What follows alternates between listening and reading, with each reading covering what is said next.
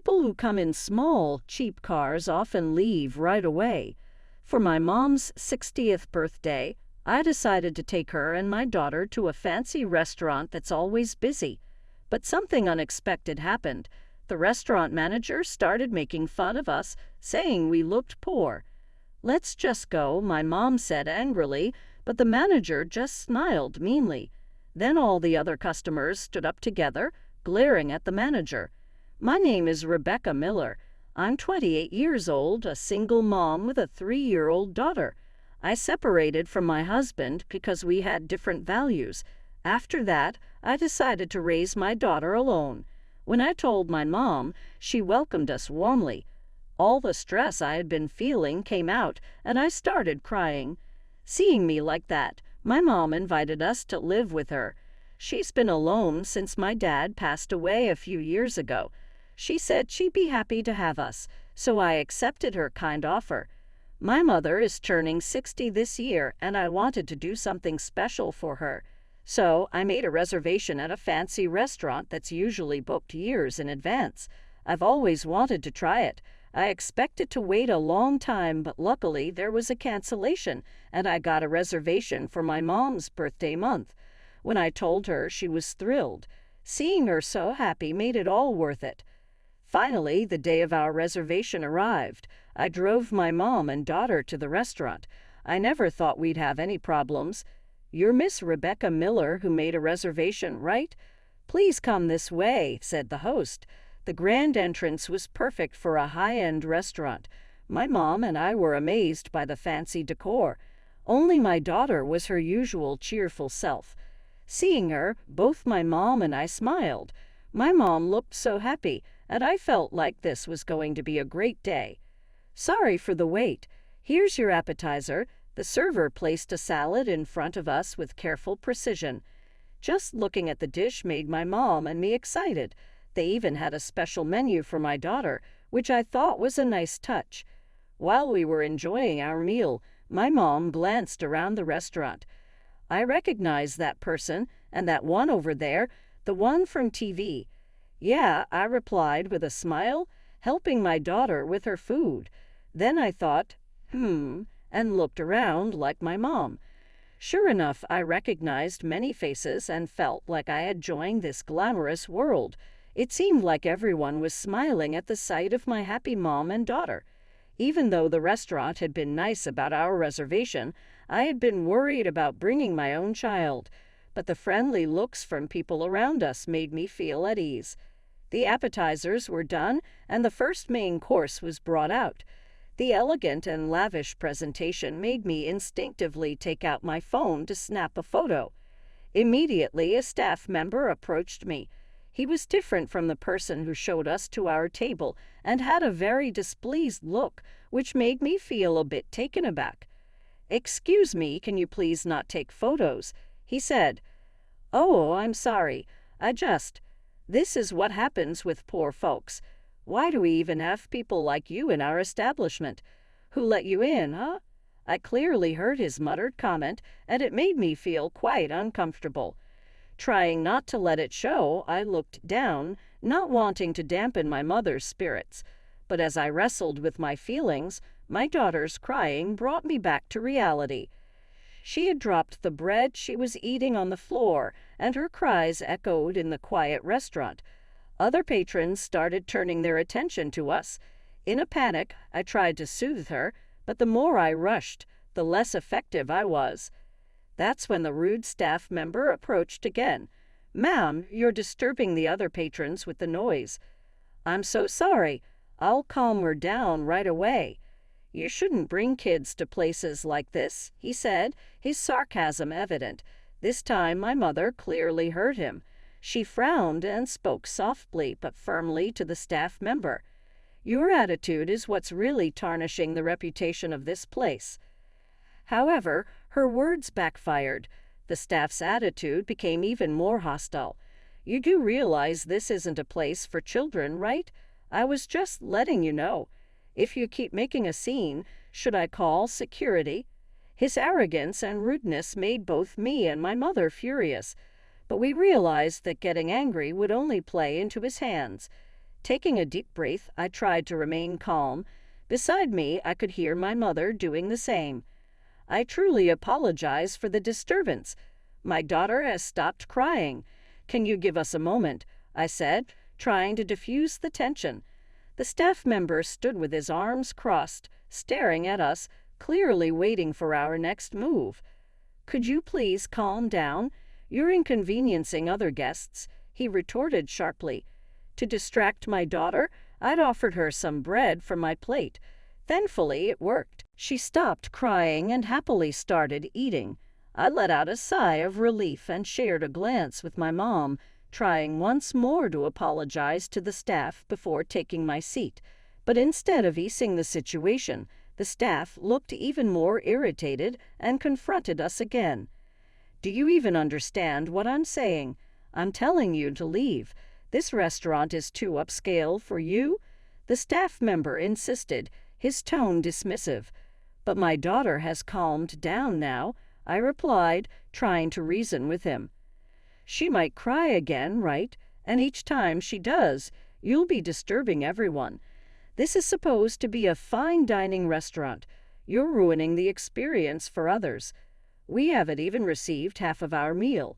We've already paid in advance, and we informed the restaurant about my daughter when we made the reservation. There shouldn't be a problem, I explained, feeling increasingly frustrated. So what? This is exactly why people like you with low standards shouldn't come here.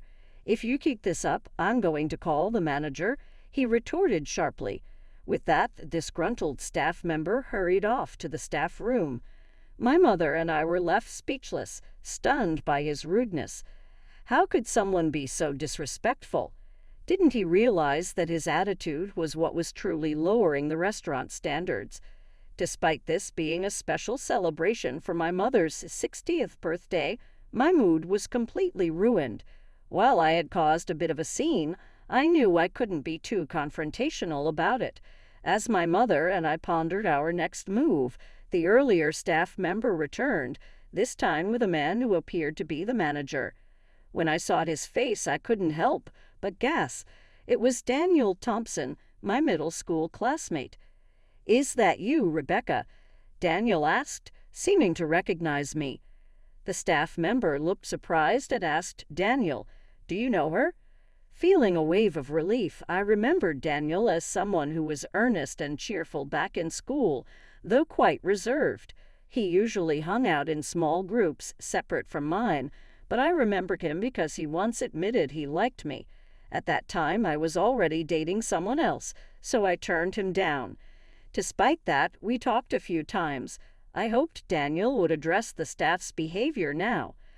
"Oh, Rebecca was my classmate," Daniel explained. Then he turned to me and asked, "Are you sure you should be here?" Confused, I replied, "What do you mean?" "I heard the rumor, you know. You're a single mom now, right? People say single moms are usually broke. My restaurant is high-end. It'd be a problem if you said you couldn't pay later," Daniel said with a mocking smile, openly assessing me. His words hit me like a slap. I blinked in disbelief, remembering him as a kind person from our school days. It seemed he had changed a lot. "How can you say that? I made a reservation and paid in advance, didn't I?" I replied, trying to defend myself. "You've always been headstrong, haven't you? Maybe that's why your husband got tired of you. You got to know how to flatter sometimes," Daniel retorted. "What does that have to do with anything? Why does it matter?" I asked, feeling hurt and confused by his comments. "Isn't that your compact car outside?" he added sharply. "What if it is?" I replied with irritation, taken aback by Daniel's attitude. Daniel chuckled at my response. "People who drive compact cars can leave." I was genuinely shocked by his statement. "Didn't you notice when you parked? No one else here drives a compact car. Everyone's in Mercedes or something similar. Aren't you embarrassed to be so out of place?" Daniel continued, looking at me with disdain. His words stung deeply. The Daniel I once knew, who had confessed his feelings for me, seemed to have vanished completely. He now sized us up with contempt. You look downright poor, not fitting for my restaurant, you understand. The staff's position is valid, so why don't you just leave? I was growing increasingly irritated by the way we were being treated, as if we were causing a scene and refusing to leave the restaurant. We had made a reservation and paid in advance, so we had every right to dine there. Judging us based on appearances was something I never expected from the Daniel I once knew. But after everything he said, there was no reason for my mom and me to stay. Even if the food was good, we didn't want to be in a place with disrespectful staff and a manager like Daniel. Daniel, you've changed. If this is how you're going to be, we're leaving, I stated firmly. Daniel seemed oddly satisfied with my decision. I'm living the dream. I'm definitely better off than you now. Don't think you can just casually call me by my first name. It's a shame you've changed, I replied sadly. Daniel smirked, clearly still holding on to old grudges. That's because you rejected me, making fun of me even though you're not that pretty. Well, at least I'm happier now. Isn't it refreshing? He chuckled and high-fived a staff member nearby, both sharing a laugh. It became clear to me that Daniel's terrible attitude stemmed from being rejected years ago. Say whatever you want. I'm certainly happier than someone who holds on to grudges for so long. I have a wonderful daughter and a kind mother. Let's go, Mom, I retorted confidently. My comeback seemed to amuse Daniel even more, as if he saw me as a sore loser. It frustrated me deeply, but I knew arguing with him now would be pointless. I never expected a former classmate to change so drastically. This day was meant to be a happy celebration. With these thoughts, I picked up my daughter and glanced at my mom. She too looked furious as she abruptly stood up. You've mocked my daughter enough. We don't want anything to do with a place like this. As you said, we're leaving. Right, everyone. My mom's declaration rang out loudly, echoing throughout the restaurant. Neither Daniel nor I knew who she was addressing. Then, to our surprise, all the diners who had been enjoying their meals began to stand up and get ready to leave. I was utterly stunned, trying to grasp what was happening. Wait, everyone, what's going on? I apologize for the disturbance. We'll handle these rude individuals right away. Just give us a moment, Daniel exclaimed, trying desperately to stop the diners from leaving. But he was met with cold stares from every direction. Daniel looked visibly flustered, clearly not understanding the sudden turn of events. Two elderly men stepped forward, shouting, "How dare you treat Mrs. Miller like that? We've been coming here for years, but we won't be back." Daniel was left speechless as the reality of the situation sank in. The other diners started scolding Daniel, expressing their gratitude towards my mother, thanking her for something I couldn't quite understand. Holding my daughter, I watched in astonishment from the sidelines. The people scolding Daniel were all well-known celebrities, politicians, and clearly wealthy individuals. I was baffled as to why they held my mother in such high regard. Wait, what's going on here? What happened? I asked, trying to make sense of the sudden turn of events. Daniel's face turned pale as he desperately tried to calm everyone down. The staff member next to him looked equally panicked. I glanced over at my mom, silently seeking an explanation. That's when she revealed a shocking truth. All these people used to be regular customers of mine when I was a traditional sweets maker, she explained calmly. What? I exclaimed, completely taken aback. I knew my mom had made sweets, but I had no idea she catered to such prestigious clientele. One of the celebrities standing nearby chimed in, confirming my mom's statement. Mrs. Miller's sweets were the best in the country, he praised warmly. My mom listened to these words with a mixture of pride and embarrassment. I may not be a professional craftsman anymore, but thanks to them, I certainly honed my skills. I'm truly grateful. In that sense, the customer is truly a god, my mother stated with profound gratitude. Her words resonated deeply with me. Daniel looked visibly shocked. his posture tense and his breath held. As my mom approached him, she spoke calmly yet firmly. "You too should cherish your customers. This restaurant means a lot to you, doesn't it?" Daniel's response was defensive and defiant. "Hey, cut it out. What's with this customer is God stuff? That's an outdated way of thinking these days." His outburst echoed through the restaurant, almost sounding like a cry of distress. But my mom remained composed, unfazed by his reaction. "Do you really think that caring for customers is just a passing trend?" she asked, her voice steady and unwavering. Hearing my mother's firm stance, Daniel struggled to find words. He appeared somewhat intimidated yet remained defiant, refusing to accept her viewpoint. "We are the ones providing the food. We're more important than the customers. This is absurd. I am important. If your daughter Rebecca hadn't rejected me—" Daniel paused, then continued with an arrogant proposition.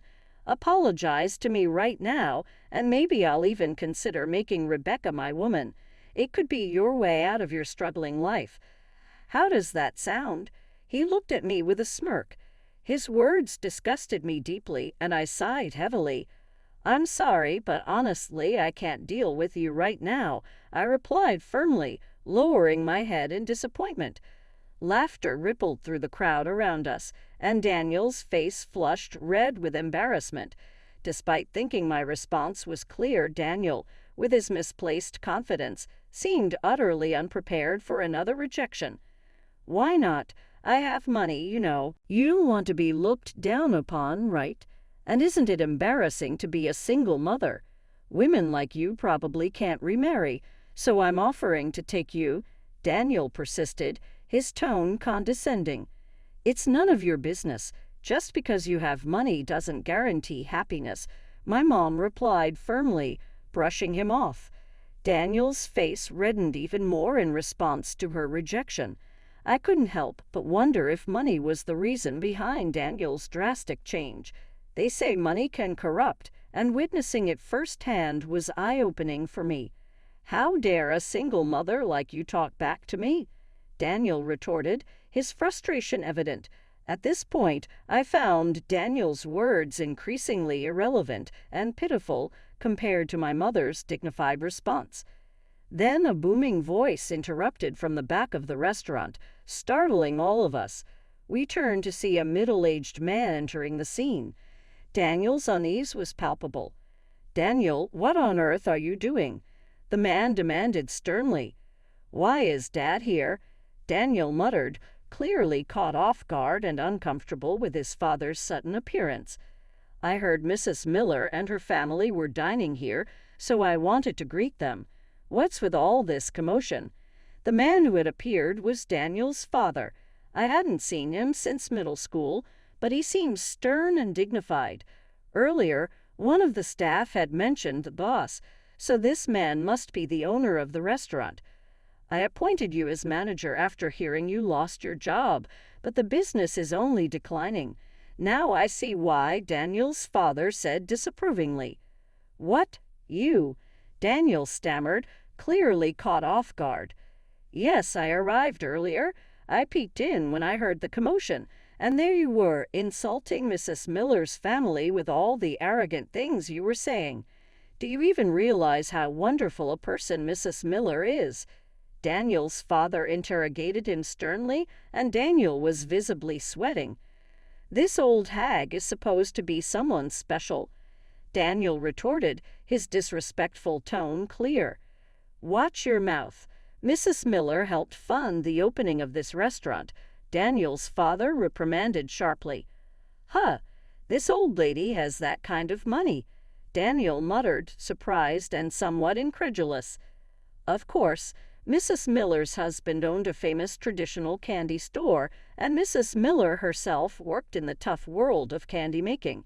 Even as a woman, she's experienced so much more in life than you. I wish I could distill her wisdom and give you a taste," the owner said with evident frustration, then turned to address us directly. "I'm deeply sorry for the trouble my foolish son has caused. Come on, apologize." "Why should I? I'm the manager of this upscale restaurant." Didn't you trust my abilities enough to leave me in charge? This is my place. I make the rules, Daniel retorted stubbornly. Enough of your arrogance. What have I done in trusting someone like you with this responsibility? That's it. I'm so disappointed in you. You're never setting foot in this place again, the owner declared firmly. What? Daniel's mouth fell open in shock. He began to panic and try to apologize to his father, but the owner's decision remained resolute. You're apologizing to the wrong person. You should be apologizing to Mrs. Miller and her family, the owner concluded, leaving Daniel visibly shaken and regretful. Please, I'm so sorry. I finally made it and I don't want to lose it all over something like this, Daniel pleaded, his desperation evident. And you're still going on about that. You unbelievable guy, the owner replied, shaking his head in disbelief. His shock was palpable. Understandable given the situation. No parent wants to discover their child has behaved arrogantly and disrespectfully. If my daughter had acted similarly, I would have supported the same decision as the owners. We all looked at Daniel with cold stares. The owner then proceeded to explain how Daniel came to work at the upscale restaurant. It turned out Daniel had previously worked at a prestigious hotel, but had fallen into gambling debts. Debt collectors caused disturbances at the hotel, leading to his dismissal. Feeling lost and desperate, Daniel had turned to his father, who worked at the upscale restaurant, and pleaded for a job. At that time, Daniel's father had been offered a promotion to become the CEO of the company, so he decided to pass the management of the upscale restaurant to his son while overseeing several other restaurants in the same chain. Initially, Daniel worked earnestly, and the owner trusted him. However, over time, sales at Daniel's restaurant began to decline significantly, leaving the owner perplexed about the cause. I've received complaints about Daniel's terrible attitude from the staff, but there was no concrete evidence, and I wanted to believe in him because he's my son. Today, that hope turned into certainty. It's truly disappointing, the owner said, looking at Daniel with a heavy heart. Daniel appeared stunned, as if the realization had struck him like a bolt of lightning. He started to apologize desperately. Dad, please forgive me. I've been trying my best, haven't I? Rebecca, please speak to my dad for me, he pleaded, turning to me for support. What exactly should I say? We were classmates, remember? For old time's sake, I responded incredulously. After how you acted, you're really something. You truly are the worst, I added, unable to hide my disappointment. Daniel's face fell further upon seeing my disdain. My mother and I were both shocked by his behavior and sighed in response. Following these events, Daniel lost his position as the manager of the upscale restaurant and was disowned by his father, leaving him homeless. It later came to light that Daniel had accrued new debts he had concealed. Despite earning a good salary, he had spent most of it on gambling and had mistreated his staff almost daily. Interestingly, he had shown favoritism towards one particular staff member who had often caused us trouble. This individual turned out to be Daniel's former college junior, whom Daniel had hired against better judgment due to the junior's problematic work attitude. He was also dismissed from the restaurant along with Daniel. Having lost everything, Daniel sank deeper into gambling to cope with his losses, struggling to repay his debts. It's clear he was not a good person. Despite Daniel's actions ruining my mother's 60th birthday celebration, we managed to salvage the day by gathering everyone from the restaurant and relocating to a hotel room for a party. Surprisingly, the hotel was owned by Daniel's father, who graciously allowed us to use the space as a gesture of apology. It turned into a memorable event where I made new friends and witnessed firsthand how beloved my mother is. Many of the guests had known her from her days as a traditional sweet maker, visiting her shop to buy sweets as gifts. Her enduring connections highlighted her charm and kindness. Inspired by my mother's example, I aspire to become a role model for my daughter, just as my mother has been for me.